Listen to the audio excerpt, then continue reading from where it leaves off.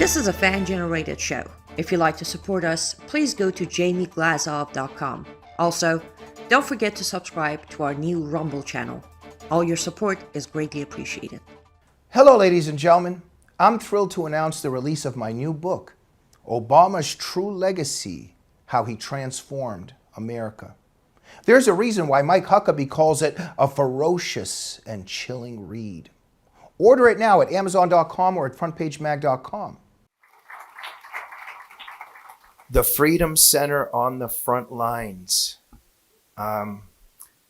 Definitely a title that David gave birth to and would approve of very much today, in terms of also, of course, the tragedy that just happened recently with Charlie Kirk. The front lines symbolizes a war and a battle, and also very much a cosmic and spiritual battle that we're all in. I'll just very, very quickly talk a little bit about myself, and I hope that our wonderful panelists do as well, just so you get a little feel for who we are, because we've lost our wonderful general, who was bigger than life.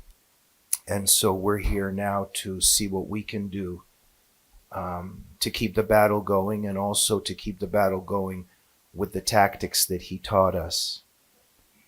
So I'll just be very brief and won't make it about myself, but it's also important. I'd like our panelists to also talk about themselves a little bit in terms of who we are and how we got here.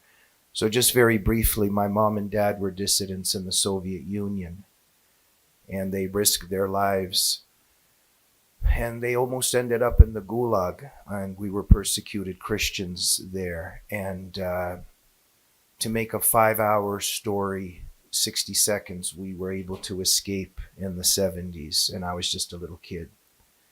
And so I'm that story of the immigrant of the son of Soviet immigrants. And so I was raised at a table where we were discussing the political prisoners, the millions of people that were killed by communism. The Soviet regime killed most of my family and my family members. And at the age of, I would say, 8 or 9, I dedicated my life to fighting communism, but especially the ideas that created those monstrous earthly incarnations. I dedicated my whole life to fighting the left. And to make another 10-hour story very short, I read about David Horowitz, and I ended up at one time sending a little script I had written to him. And so it all happened from there. And I became the editor of Front Page Magazine, which is the center's intellectual flagship. And David taught very much, and this was our motto, that it's the war at home and abroad. So we're focusing on our enemies, but we're focusing on the entities here that give them life and aid and abet them. So this is what Front Page is about. Speaking about Front Page, this wonderful gentleman is not here at this second, but I very much wanted to thank Dr. Bob Shillman, because there were many years where I was panicking and I didn't have a lead feature. And if David knew you didn't have a lead feature ready, there might be some trouble. And just a wonderful warrior he was. But, the magazine was just on fire at all times. And I was short of writers for several years or many years. And now I have these wonderful Shillman Fellows that just saved Front Page Magazine. Daniel Greenfield and Mark Tapson, Robert Spencer. And Christine is kind of a Shillman Fellow by proxy, I think, right? Thank you. But I just wanted, it's so unfortunate he wasn't here this second, but I just wanted to thank Dr. Bob Shillman for that, because he gave us the Shillman Fellows and took a lot of stress off my back, but also made the magazine so wonderful. So we'll give him a hand while he's not here. Let's just begin. And so we have lost our wonderful general, but he's here in spirit. And we learned a lot from him, and I learned so much from him. And Front Page is a think tank. But like the center, it's also a battle tank. And David always taught that this is a war. And something I'll just share a little bit, something that, not all conservatives, but David understood that most conservatives don't understand battle. They don't understand how to fight political war. And even right now, the tragedy with Charlie Kirk, and there's just some commentators there, even on Fox News and on social media. Oh, the violence has to end. We have to end this hatred and the violence. This has to stop. Just what are you talking about? The devil does not go away. Auschwitz and Stalin's Gulag, this isn't just something that happened in the past and everything's going to be better now. This is nonstop. It doesn't leave. This is where Reagan was so wise when he said every generation is just one generation away from slavery. There has to be constant shedding of blood because it's just a constant war. And so I just wanted to stress that a bit because there's a lot of people that live with an emotional incapacity and they don't like to listen to me a lot of the time because they just want to hear that everything will be fine and we're just going to fix this. And no. There's always going to be this battle until, of course, whatever our faith is, we are, Christians and Jews were brothers and sisters here, but we share some things in terms of that things will get darker before the redemption comes, right? So we have to be prepared for that.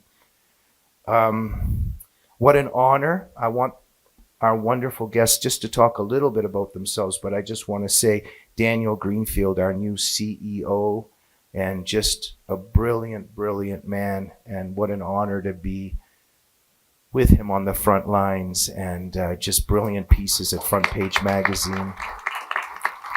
And a Shillman Fellow, and Mark Tapson, a Shillman Fellow.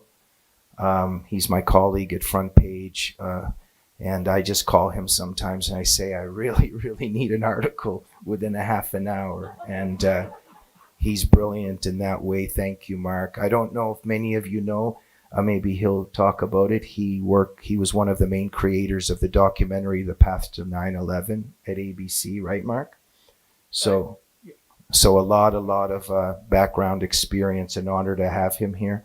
The one and only, the man, the myth, and the legend, Robert Spencer at jihadwatch.org. I assign him an article and it usually arrives before I press send. And I don't know how he does it, but thank you, Robert. An expert on our enemy abroad, but also an expert at our enemy at home. So Islam and the left and how they work together. And the wonderful Christine Williams. And I share something with Christine. There's a reason we both say A at the end of our sentences. Maybe I do a little bit more than her, but we're both from Toronto. And there was a time when this lovely lady invited me on her TV show. And then many years later, I invited her to work at Front Page Magazine. But Christine really, really gets the war that we're in. Just a really very keen, profound understanding of the enemy we face and what we have to do. I want to give her privacy, but Christine has put her life on the line on many levels, and she's gotten into quite a bit of trouble in Canada and internationally for her stand for the truth. And I very much respect you for that, Christine. And as I do everybody else on the panel. So enough about me. And Front Page, the David Horowitz Freedom Center on the front lines. And we're definitely in a war in terms of the tragedy with Charlie Kirk just recently. So look, I want to give everybody the freedom to say what they want to say. I'm not going to name any names, but we've been in a few conversations for a couple of days. And every time I suggest what we should talk about, there's one or two people on the panel that start arguing with me that that's not what they want to talk about. So we're gonna give freedom, unlike the Soviet Union. So why don't we begin with Mark Tapson? And Mark, maybe you can talk a little bit about yourself and talk about the war we're in and why you're here and why you're part of our battle tank. Thank you, Mark. That's a lot of ground to cover, especially because I tend to ramble if I'm not on script. My wife says that I need a GPS to get to the point. So, and she's absolutely right about that. So I'll interrupt for 1 second. I'm so sorry. So don't worry. Let's not worry too much about getting to the point, because I don't think we really even have that much time. So maybe 7-8 minutes each, okay? Sure. Well, I used to be a Democrat many years ago, but I was not an activist or a far leftist by any means. In fact, I wasn't really political at all. I was probably what most conservatives would think of as a brain-dead liberal. I didn't really think about politics. I wasn't interested in it at all, but I lived in a very tightly circumscribed liberal bubble. I was a musician in San Francisco. Also, part of the time that I lived in San Francisco, I was in academia, another very tightly circumscribed liberal bubble where everybody, literally everybody, thought alike and held the same opinions. And everyone outside that bubble was basically a knuckle-dragging racist. That's how we viewed everybody. And my political awakening began when I moved to Los Angeles and I got involved in Hollywood, and I began working for a director whom you may all know, Cyrus Nowrasteh, a writer-director, and he was conservative. And we never talked politics. I didn't even know he was conservative for quite a while, but we got involved in this project, which Jamie mentioned, an ABC miniseries called The Path to 9/11, which turned out to be very controversial. It was basically about the 8 years that led from the first World Trade Center bombing up to the attacks on 9/11. And Cyrus and I was not a major contributor to that project, except to the extent that I was an assistant to Cyrus Nowrasteh. And we talked about ideas, we talked about the history. I did a tremendous amount of research for this project, which began to open my eyes about a couple of things. First, the Islamic threat, which I'd been clueless about. Even after 9/11, I was not very educated about it. And this goes back to about 2003, 2004, by the way. So doing all the research for the project really began to open my eyes in a lot of ways. And also, I watched the leftist reaction to The Path to 9/11 even before it appeared, because word got around to the Clinton administration alumni that ABC was putting together this miniseries about the years in which he was president and we allowed Islamic terrorism to thrive. And they felt that this was going to reflect badly not only on Bill, but mostly on Hillary, because they knew Hillary was going to be running for president. So the left pulled out all the stops to destroy this miniseries well before it aired. It became front page news. We had politicians like I'm blanking out on his name. I'll think of it in a moment. Oh, Harry Reid, thank you. Harry Reid threatened to pull ABC's license if they aired this miniseries. Now, remember that no one had read the script, no one had seen the movie yet, but the left had decided that this was bad news for Clinton. And Cyrus was very even-handed. He and I never had a political discussion about this series. It was all just history and story and how to make it all work. And we also put blame on the Bush administration to the extent that the Bush administration was responsible for 9/11. But anyway, and again, I'm rambling already. The internet began to wage a campaign of harassment against everybody involved in the project. Cyrus began getting death threats. The director of the miniseries, who was not even a political guy, but his father ran some kind of a Christian charity, he began getting death threats.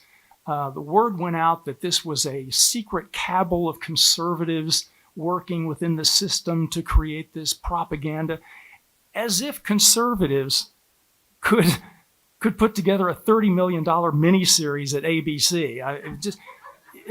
Anyway, that also opened my eyes, because I began to see for the first time that the party that I thought I belonged to was not the kind of classical liberals that I considered myself. They were radicals, and they were dangerous and violent. And And that was 20 years ago. Things have escalated since then. But that began my political awakening, and Cyrus began to introduce me to a lot of Hollywood conservatives. And lo and behold, they weren't the knuckle-dragging racists that I've been taught or that I've been led to believe. They were all intelligent, good-hearted, smart people and creative people who cared about their country. And so that began my political conversion. And I met Andrew Breitbart, the late, great Andrew Breitbart, who invited me to write for a website that he had started called Big Hollywood, which was for conservatives who worked in Hollywood. So I began writing for that, and that began my career as a political commentator. And shortly after that, I met David Horowitz and Jamie. I began writing for Front Page Mag, and Horowitz gradually figured out who I was, and and things just sort of took off from there. And now I'm honored to be sitting, at this panel working for the Freedom Center. Sorry, my voice is a little strained these days. So I'm honored to be up here. I'm honored to be working for the Freedom Center. I've always been proud of the fact that it is a battle tank and not just another think tank. And I think these are times that really call for a battle tank. Let me just say real briefly about where I think things stand in terms of that fight, since I've already used up most of my time. I want to say, first of all, I think Jamie is absolutely correct to say that we're in a time of intense spiritual warfare. And I think that is a very valid and important perspective through which to view everything that's happening. But beyond that, I think Charlie's murder, and forgive me if I get emotional, because these days at my age, I get emotional at the drop of a hat. And I'm still processing grief over Charlie and over his family and over this nation. I think, and I'm not alone. I know I'm not alone in that. Everybody is. But I think Charlie's murder highlights the fact that we are in this country in a hot civil war. It's not just a culture war. It's not a cold civil war. It's a hot civil war. Except that only one side's been fighting that hot civil war. And I think it's just going to escalate. I'm actually very bad at predictions, so hopefully I'm wrong about this. But I think that it's going to escalate. I don't think the left is going to rein itself in, and it's certainly not going to police itself. I think we're going to see, before long, we're going to see levels of terroristic activism that is reminiscent of the days of rage of the late 1960s. And I think conservatives are going to have to wrap their heads around that and come together and agree on a valid and effective means of confronting a political movement that gleefully embraces assassination. And we can have lots and should have lots of conversations about exactly what that response should be. But I think we didn't start this civil war and we didn't want it, but we better be prepared to do what it takes to end it, because this country cannot sustain itself the way things are going. And the left is not going to come to its senses. As John Phillips pointed out earlier today, there are different kinds of Democrats. I mean, there were brain-dead liberals like the one I used to be. But those people are largely irrelevant. The radical left controls the left and has for many years. And they're not going to police themselves. They're not going to back down. I think it's going to get worse before it gets better. And I just think conservatives need to embrace the reality of the violent times that we're in. I didn't know Charlie very well, actually. But I know that he wouldn't want for the right to call for violent retribution or revenge. And I'm not calling for that either. But as I said, I think conservatives need to have serious conversations about what it's going to take to end this division in the country, and to end this culture of political violence that the left has fomented and is pushing for with all its might and intensity. So anyway, that's enough for me.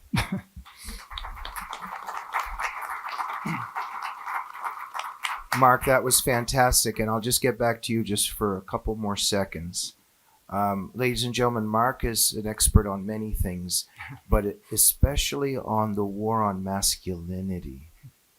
And there's definitely a war on men and women. And so this is a very long discussion, and again, part of the spiritual battle. And for another time and place, as a Christian, I see it also is a war on our Father in heaven in terms of the war on masculinity today.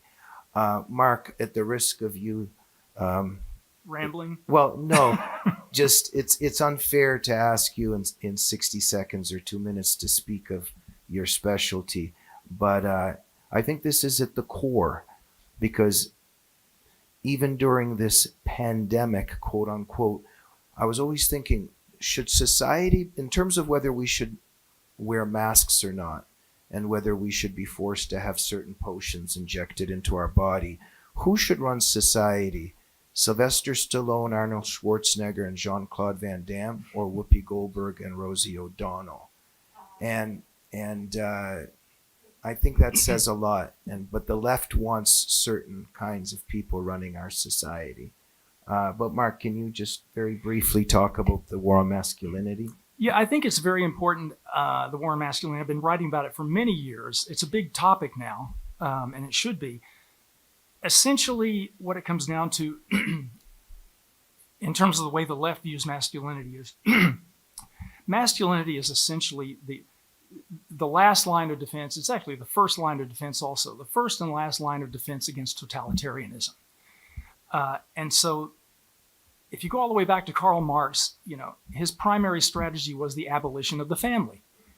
He openly expressed this. And of course, you can see the war on the family that's going on today, and that's part of it. But the primary goal is the destruction or the eradication of masculinity. And this is why transgenderism is such a major issue now, and why I think it's the hill that the left will die on. I think it is the very last thing that the left will give up is transgenderism, because it's at the heart of the Marxist call to abolish the family.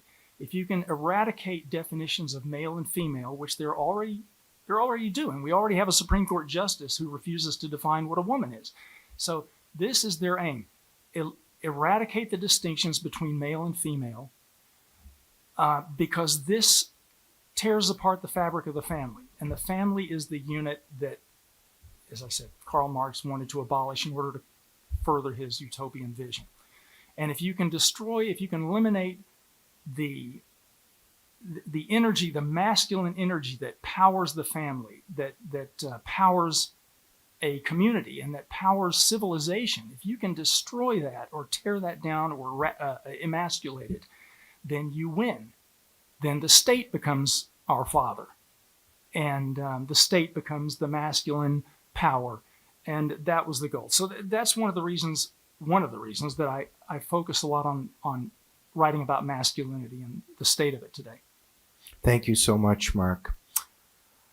So Sun Tzu stressed that we need to know our enemy, and Robert Spencer is the expert in defining who our enemy is. And very interestingly enough, we live in a culture that still doesn't get it and tries to suffocate the truth about who our enemy is.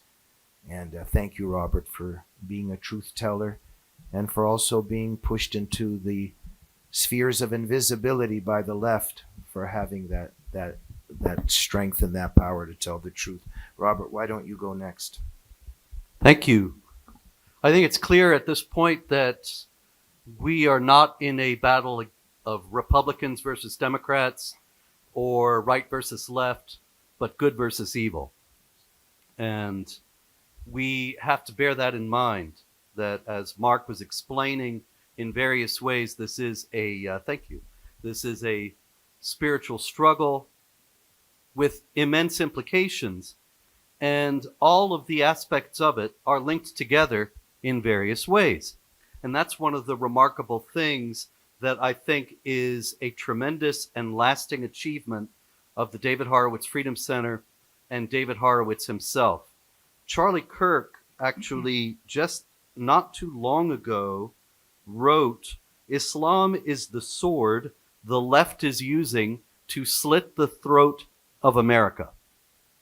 Islam is the sword the left is using to slit the throat of America. Now, when I saw that, I thought, well, it's remarkable that he realizes that, and that's all to the good. But it's even more remarkable, something that probably very few people took notice of. He did not say Islamism or radical Islam or the twisted, hijacked version of Islam represented by terrorists. He said Islam.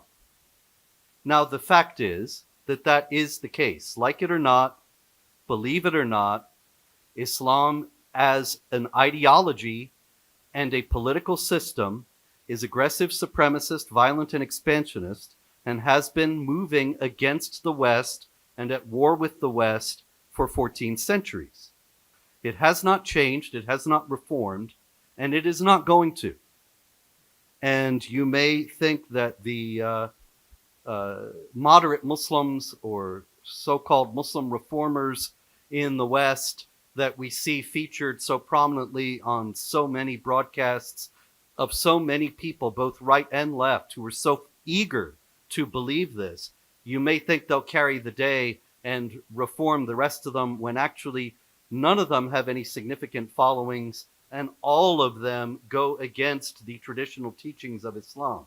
It's as if I were to say, be up here and say to you, well, I'm a Christian, but I believe in the goddess Isis and worship her at every opportunity. You would say, well, you're a very funny kind of Christian.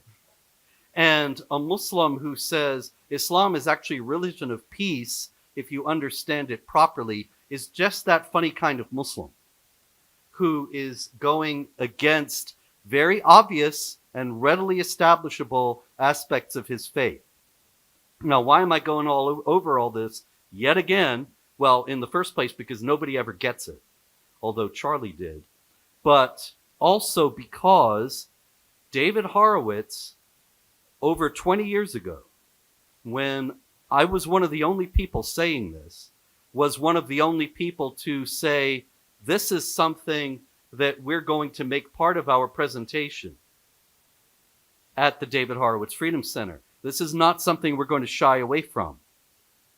And at a time when people on both the left and the right, you know, George W. Bush went to the mosque 6 days after 9/11, and he was standing there with the leader of the Hamas-linked Council on American-Islamic Relations and with Abdurrahman al-Amoudi of the American Muslim Council, who is currently in prison for financing al-Qaeda. And he stood with them because they were the moderate Muslims of the day, and he said Islam is peace.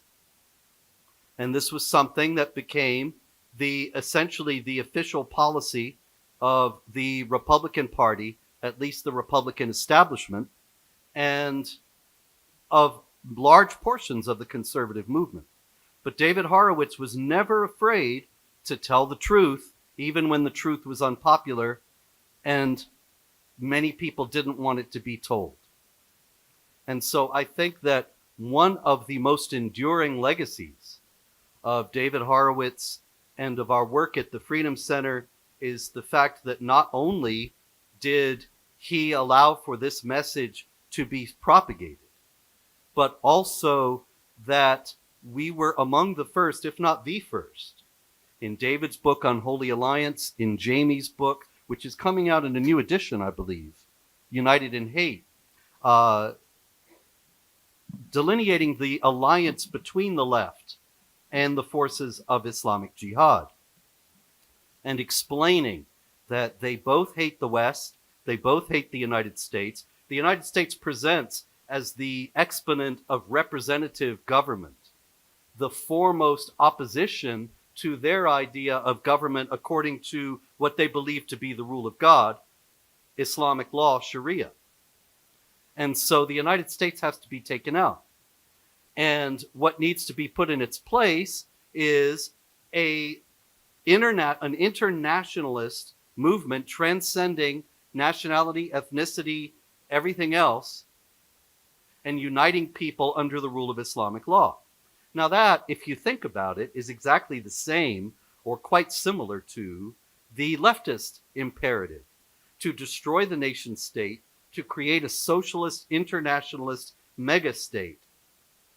Both of them also want to establish an earthly paradise.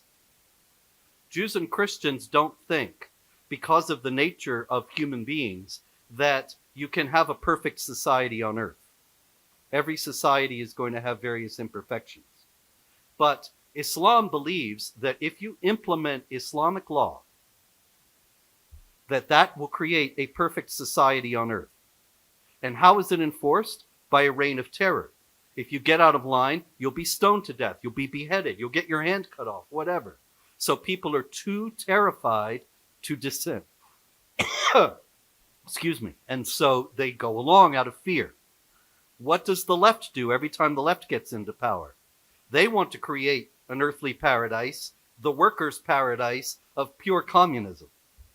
And in that workers' paradise, if you get out of line, what happens? You go to the gulag. What do they do when they take power? A reign of terror. To terrorize the populace into thinking, we can't get out of line. If we get out of line, we'll lose our lives. We have to just stay here afraid, and maybe they'll not bother us. So you see that not only do the left and the forces of Islamic Jihad both hate the West and want to destroy it, but they both have the same kind of end goal in mind. And so they work together very well. And now this is being discussed in the larger society.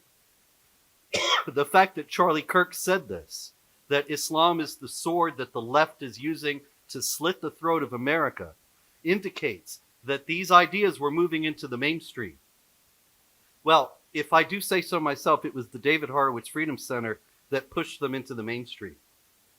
And it was, in particular, the David Horowitz Freedom Center project, Jihad Watch, which I run, which Christine Douglas-Williams ably contributes to, as well as Hugh Fitzgerald and others. And we have been there for 22 years, day in and day out, chronicling not only jihad activity, but showing how it is so closely tied to the imperatives of the left. And so as we go forward now, this is going to become all the more clear with every day's headlines, but there will be increasingly intense efforts, as Mark alluded to with the efforts to kill the Path to 9/11 documentary. There'll be increasingly intense efforts to silence this message and to keep these truths from being known. And so we will continue to be standing on the front lines and continue to be enunciating these unpopular truths as long as we continue to exist. Thank you very much. Thank you so much, Robert. Stephen Coughlin, he has a book, Catastrophic Failure, just nightmarish. Imagine during the Cold War that our government officials are consulting the KGB on what to do next. This is literally the case up until Trump. We've got the Muslim Brotherhood advising American officials through their organizations. Robert, I wanted to get back to you just for a second because this is crucial here.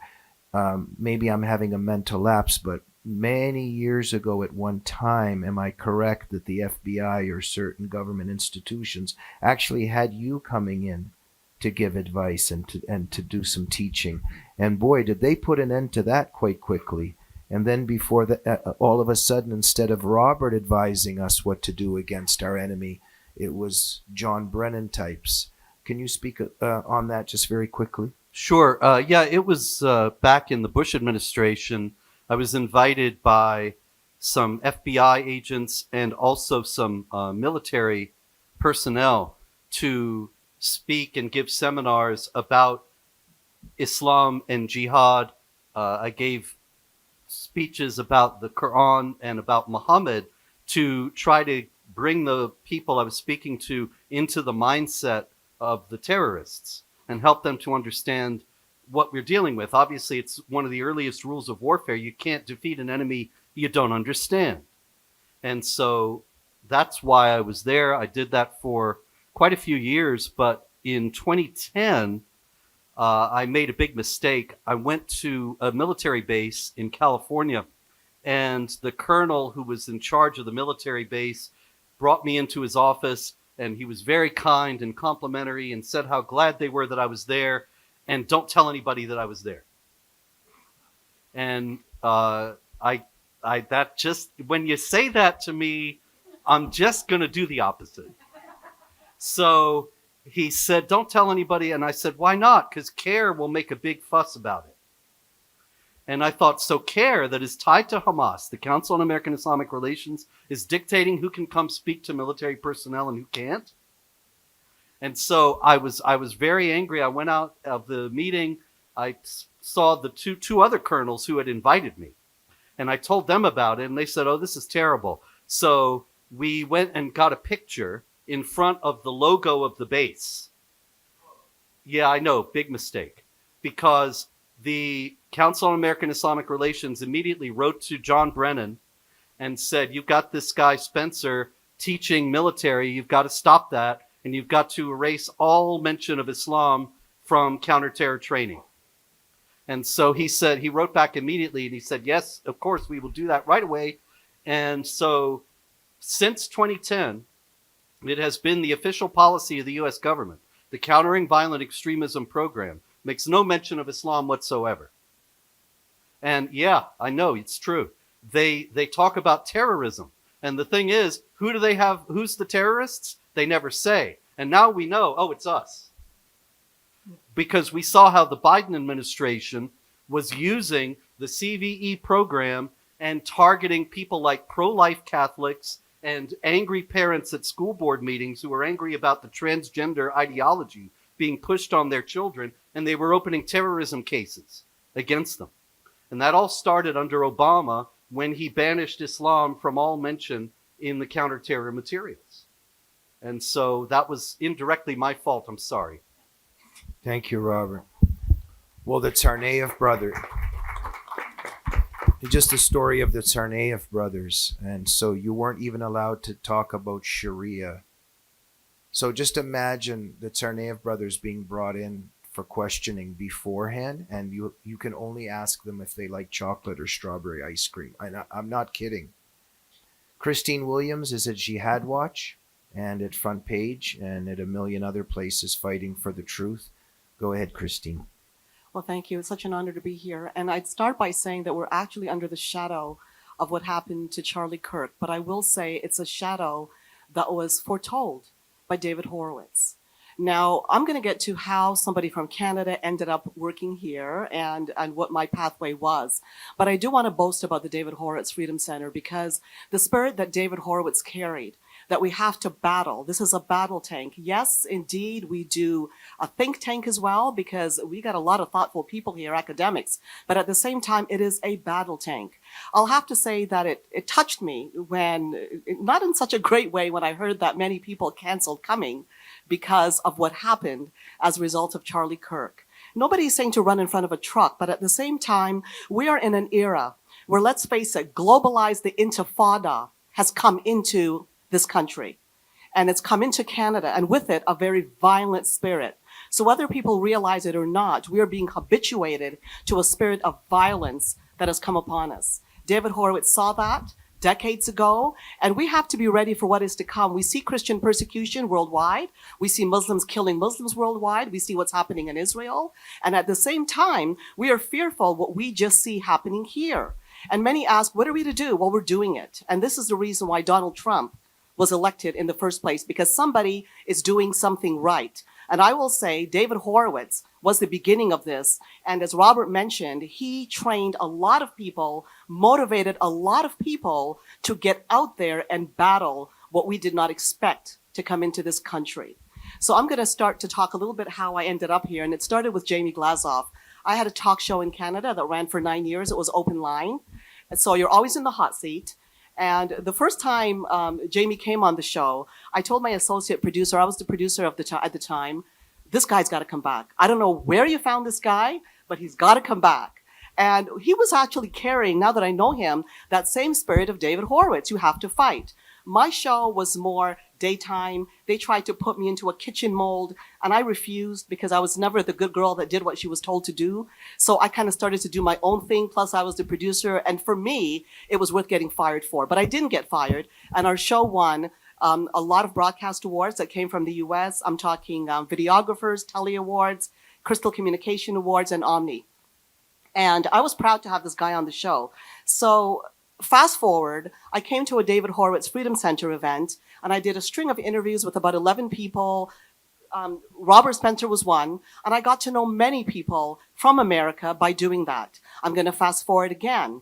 The show, after being very successful, they ended up canceling all the talk shows on that station.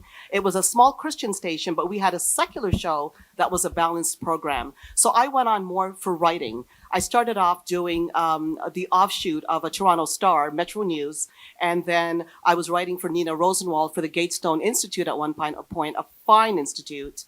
And I was on her board of governors for a while, so I thank her for that. And for Front Page, who remembers here the days of Newsreel blog? Anybody? That goes way back. Well, I was writing for that back then, believe it or not. So Jamie brought me in more for Front Page, and the rest, as they say, is history. But a few things happened in between. I ended up working for the federal government as an appointee in the Office of Religious Freedoms under Stephen Harper, and also for the Canadian Race Relations Foundation, which was part of the Japanese redress agreement signed between Brian Mulroney and the Japanese Association of Canada. And this was related to the Japanese internment to make sure that such a human rights abuse never happened again in a country like Canada. So it was an honor to be there, and I was a Privy Council appointee. Well, human rights has always been very important to me. So when I started writing for Jihad Watch and writing about all of the abuses committed in the name of Islam, the Trudeau government came in, and remember, I was a Harper appointee, and they shut down the Office of Religious Freedoms. That was one of the first things. And then they fired me because of what I was writing about the abuses being committed in the name of Islam. So that was a big hullabaloo in Canada. And as it is now, I basically can't write in Canada, and I have to be very careful what I say.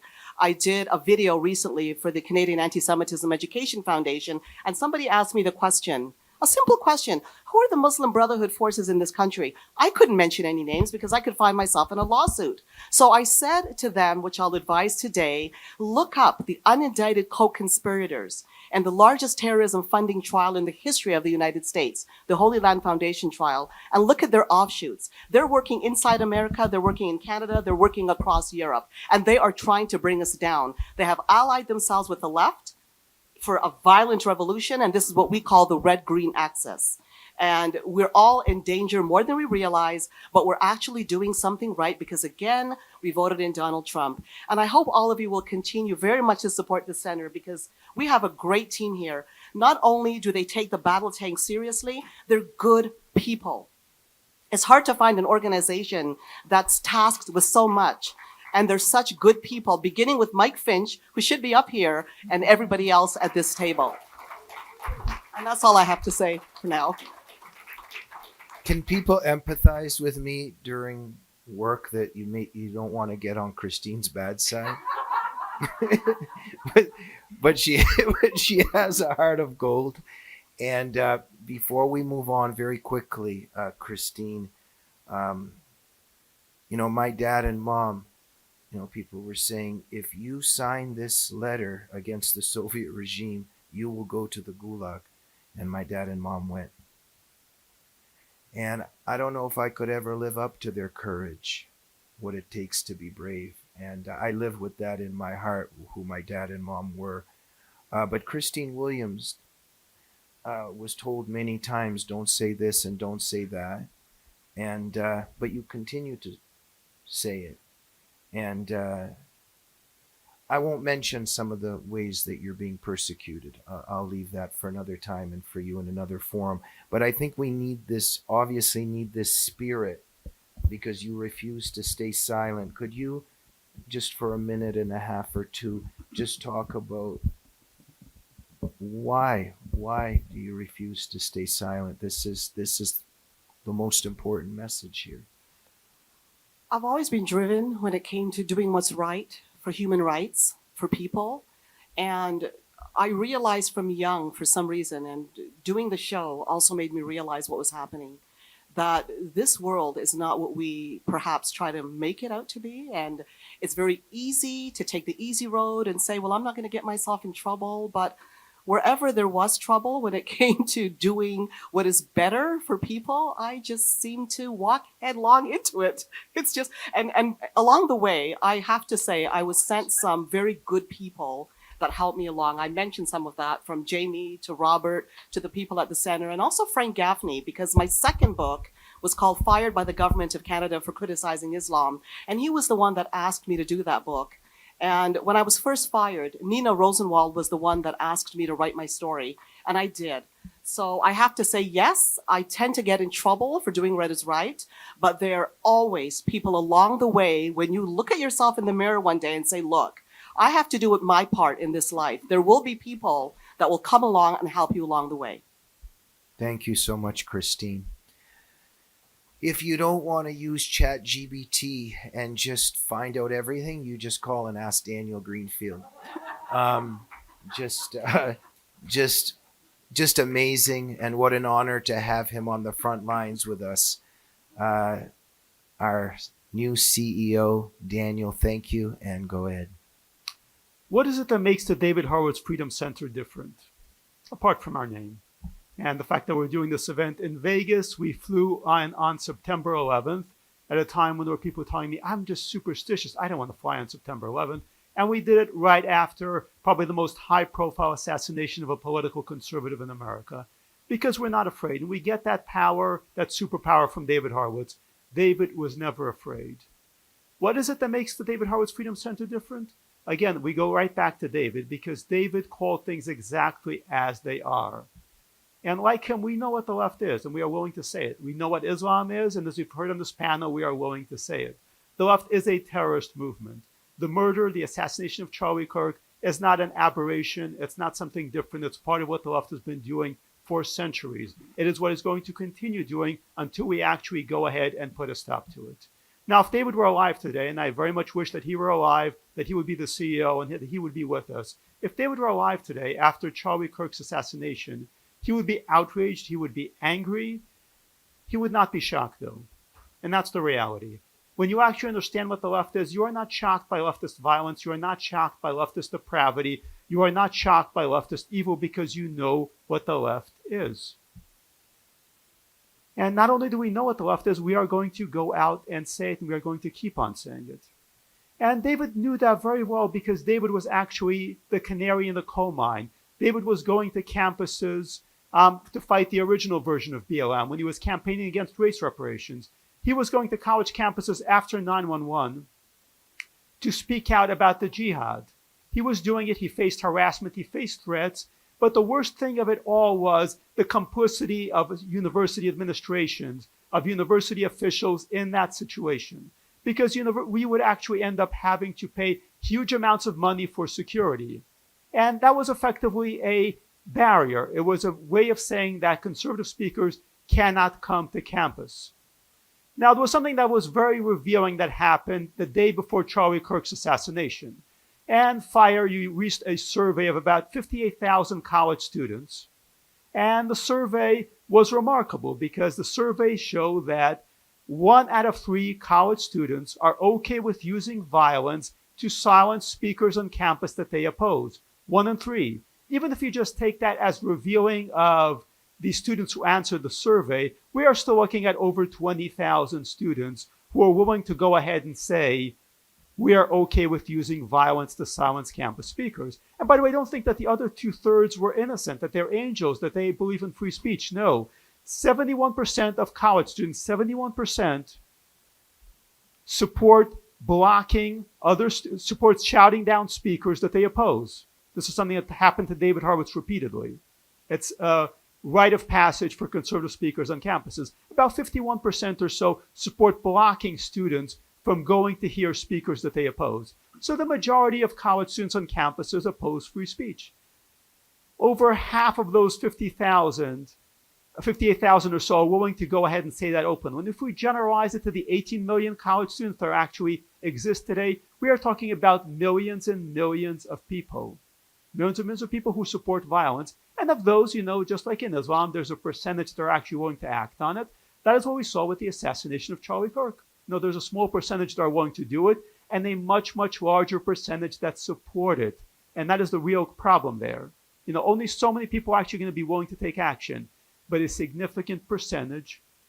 We are now looking at potentially a majority on Ivy League college campuses support violence. And we have to understand what that means. The process that began really with David, and David was really the first to really show this, was the creation of campuses as no-go zones for conservatives. Initially, it began with conservative speakers, supposedly some that were controversial. People said, David is a provocateur. He's very controversial. Well, eventually it spread to these so-called non-controversial conservative speakers. They themselves, people who were very mild, very moderate, people who spoke very politely and were not confrontational, were physically assaulted on college campuses. People like Charles Murray, for example, were physically assaulted on college campuses. And then it spread not just to the conservatives, because initially it's just the conservatives that this is happening to. They're all bigots anyway. It began happening to liberals who in some way dissented from some agenda item that the left wanted, because they were creating not just a political monoculture. The first step after purging the right is you start purging the people who aren't sufficiently on the left. And that began happening. And you had liberal faculty that were being forced out and found themselves having to resign because they disagreed with some point of dogma, whether it was, the idea that women are an imaginary species or that Israel needs to be destroyed. And then, of course, they went after college students. College students who were all conservative could be reported, denounced on the most slight trivial offenses. At one point, a college campus went ahead and declared an emergency because an anonymous student, very revealing way, an anonymous student had to post the copy of the Bill of Rights, specifically the First Amendment, and that was considered triggering and hate speech. And of course, it went on from there. We laughed at some of the stuff. A lot of people laugh at some of the stuff. It's just so ridiculous. Then, of course, they kept on escalating because the next step was to build actual terrorist encampments in college campuses and start blocking large numbers of college students from even being able to go to campus. And they did this, as we saw, and they did this with the support of university officials, with the support of university security. I was at UCLA and just watched so-called campus security go ahead and actually help enforce these measures. And when actual Jewish students, Jewish community members were tear gassed, they would pretend not to see anything. And you actually had LAPD people on the scene, and they would go, well, go file a police report. Go to the precinct and file a police report instead of arresting the person who did it. So there was complicity from the top down. At the UCLA campus, when you actually had a pro-Hamas encampment set up and was finally broken up, the Los Angeles Board of Supervisors, which controls Los Angeles County, went ahead and almost unanimously, all party line vote by the Democrats, voted to provide legal defense, taxpayer-funded legal defense for the Hamas supporters. So don't get the idea that this is just a campus issue. This was coming from the very top down by Democrats. Now campuses have successfully been turned into a no-go zone. Now we have the next step, which is actually a campus assassination. Because once you've actually turned campuses into terrorist camps, well, you can go ahead now and start killing people. Is it going to get worse? Well, people who know the counterculture and remember the 60s and the 70s know that it is going to get worse. They've actually achieved their goal of turning campuses into no-go zones. And the next step is to actually fully radicalize them and begin an actual war. Now, what does Charlie's death really mean? What it really means is that the cause that he gave his life to, the idea that you can go on campuses and debate, it's not actually a viable strategy anymore. Because you can go on campuses, you can debate, and if you actually win the debate, they will kill you. It's not enough just to go on campuses and debate, something that David began doing long ago. It's not enough just to say that we are going to go on campus and try to, even if they actually let us in. I was with Michael Finch when we were going to go over to UCLA and hear Robert Spencer speak. And then it turned out that they were not going to let Robert Spencer speak. So even assuming that they will let you speak, assuming you can get past the bomb threats and the death threats, and then the actual assassin's bullets, well, you can try to debate on those terms. Those are not terms that we can debate on. So we have to deal with the reality of what the college campus is, not what we want it to be, not what we imagine it to be, not to think of it as just a forum where we can win a debate. We should treat college campuses the way we treated the segregated South during the Civil Rights Movement. We should treat it the way we treated Nazi Germany after the defeat. We need a denazification for college campuses. Some people have said, oh, President Trump is doing to UCLA, to Columbia, it's too much. He's demanding millions of dollars. I would say it's not nearly enough. Back in the day, in the 1950s, we had about 2.5 million college students. In the 1970s, we had about 8 million college students. Today, we have 18 million college students. We expect pretty much everybody now to go on campus, and this was Bill Clinton's solution to everything, Obama's solution to everything. You know, you're going to lose your job as a coal miner, you're going to lose your job to AI now. Well, it's okay, you're going to go to college, you're going to get a college degree, and that is going to solve everything. Has America become a better place now that we have 18 million college students? Was it better in the 1970s when we had 8 million college students instead of 2.5 million in the 50s? Were the 50s or the 70s a better time? What do you think? 50s, 70s, which one do you pick? 50s, thank you. Sending everybody to college has not made America better. John earlier was talking about all the people who were making all these ugly comments about Charlie's death. I can pretty much guarantee you that a whole lot of these people, the vast majority of them, pretty much all of them are graduates of college. And that their college degrees are absolutely useless. Very few of these people have a college degree in anything worthwhile. They have Joe Biden college degrees. They have degrees that are there for the sake of having a role in some sort of woke enterprise. And the fundamental thing that we need to do is to actually start rethinking college itself. We need to start rethinking the value of college, a multi-trillion-dollar industry that is being subsidized by American taxpayers. We need to rethink the idea that college makes you a better person and that we are better off as a country if we have more college graduates. We are absolutely not. Our colleges preparing us for the future. They're preparing our students for the future. They're preparing them for massive amounts of student loan debt and degrees in absolutely nothing worthwhile. We're still getting our tech talent from India and China. Even the students that are in American schools that are getting their STEM degrees are coming from China and India. What does that really say? College has absolutely failed. The entire higher education system has absolutely failed. It's failed at its purpose, at its stated purpose, which is to give us a well-educated and trained task force. It has succeeded at its actual intended purpose of creating a massive nationwide terrorist movement. The murder of Charlie Kirk ought to be yet another wake-up call in that regard if we needed any more wake-up calls. What we need to do is not to simply reform higher education. David was fighting for that. And if politicians had listened to him, if colleges had listened to him, including some of the same deans and professors who rejected him at the time and then themselves were forced out, if they'd listened to him at the time, then we could have reformed college maybe. At the moment, we cannot reform college. What we need to do is to drastically shrink higher education. And there are ways that we can actually do that. We do not actually need to have Ivy League institutions be the center around which our lives revolve. It's actually a complete disaster that we actually are dealing with that. Daniel, I'm being threatened here. Okay, I will wrap you, up rather quickly because this is not a Daniel. college campus and we can actually have freedom of speech. Thank you, Daniel. So we need to actually deal with the reality of what college campuses are, and we need to do that because just as we deal with the reality of what the left is, and this is something that the David Horowitz Freedom Center has always been dedicated, we are not going to end our campus efforts. We are engaging in very important reporting on college campuses. There are people with us who are actually continuing to speak on college campuses.